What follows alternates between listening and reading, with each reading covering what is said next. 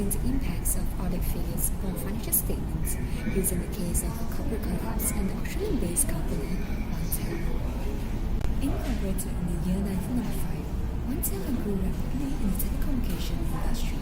This customer base grew from nearly 1,000 in the first year to approximately 730,000 at the end of 1999.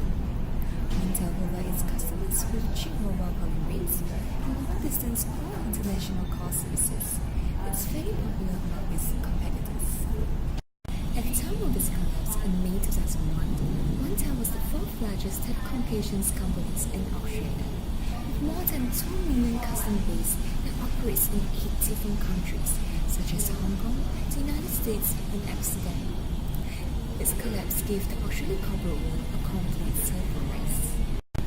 While corporate collapses of wide media and political tensions, research will majority focus on the development and testing of bankruptcy predictions models. Therefore today, we have invited several professionals to discuss on the views of the failure and the financial statements audit in relates to the case of Onetel. Beginning with Wang Minzi, Senior Auditor of KPMG, will be discussing the fellow auditor's duties of Onetel. Over Ontel's 7 years of operation, they were audited by 2 different accounting firms. BDO was Ontel's first auditor and provided services from May 1995 to 2000. Then in January 2001, BDO was replaced by Ernst & Young. There is much evidence that both BDO and Ernst & Young failed to fulfill their role and responsibility as Ontel's auditor. For instance, unqualified reports were issued by BDO in the years from 1997 to 2000. However, after the Institute of Chartered Accountants Australia examined Ontel's financial report in 1998 to 1999, there were 48 items of concern which could lead a material misstatement.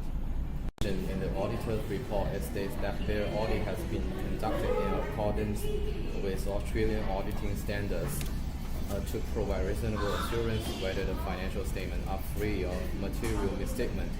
Their procedures include examination on the test basis of evidence supporting the amount and the other disclosures in the financial statement and the evaluation of accounting policies and the significant accounting estimates.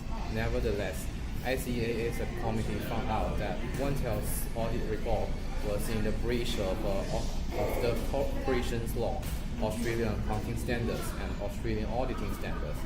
Further evidence of a failure to perform auditor duties was Ernst & Young failing to acknowledge and report to shareholders regarding Ontel's actual financial circumstance prior to collapse. Thank you, Mr. Wang. Thank you. Next, representing the Attorney General's Chambers of Singapore, we have here with us Keith Goldie, an engineer who is an accountant of AMP. They will be discussing in depth upon the breach of corporate governance of Onetel. Onetel did grow rapidly in the early days in terms of customers and sales revenue. Shortly within 3 years of its incorporations, Onetel expanded its operations to Europe and the US. In February 1999, News Private Limited and PBL Company became major shareholders of Onetel, pumping in a value of close to $1 billion. Ontel's collapse was a classic case of failed expectation, strategic mistakes, expansions in short period of time, and the wrong pricing policy adopted. Onetel got stuck in aggressive and costly customer acquisition campaigns. These customers did not contribute to revenues and the cash flow the company needed to survive. It undertook a very aggressive strategy of expanding into new markets without consolidating its positions in the existing market. Time and again, Onetel was also involved in dispute with its suppliers, Optus and Telstra, and its next builder, Lucid Technology. The dream of building the leading phone company of Australia with the backing of its investors was never realised with Ontel's poor financial reporting quality, including poor earnings quality. The small positive earnings which were reported in the early days were due to non-conservative accounting policies and large positive accruals. On top of which, Onetel had poor audit quality and weak internal control. It consistently received an unqualified audit opinion over the years. Ontel's collapse left Australia with several important lessons. In particular, All else being equal, firms with weaker corporate governance are more likely to collapse, and the demand for good corporate governance heightens the weight of poor firm management. A good corporate governance is thus the safety net against corporate collapse. Thank you. Thank you, Ms. Angie, for your time.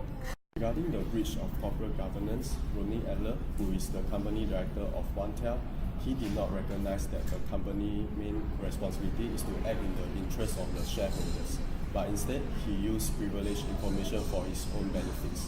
His biggest mistake is approving the excessive expansion and loans and failing to ensure Onetel has an appropriate system of controls and audits. He did not act honestly, in good faith, and in the best interest of the company as a whole, thus contravening Section 180, 181, 182, and 183 of Corporation Act 2001. Mark Silverman is the finance director of Onetel. His lack of supervision over Onetel's finance misled the board of their actual cash flow. He failed to exercise his power with due care and diligence as he deferred payments and repatriated money from overseas subsidiaries. James Parker and Lachlan Murdoch are the board director in Onetel. The approval of bonus despite a loss of $291 million shows how Parker and Murdoch did not act in good faith and for the best interest of Onetel. They were not independent in their judgment and actions as they relied on information provided by Jody Rich, the founder of Onetel, who misled the market and shareholders.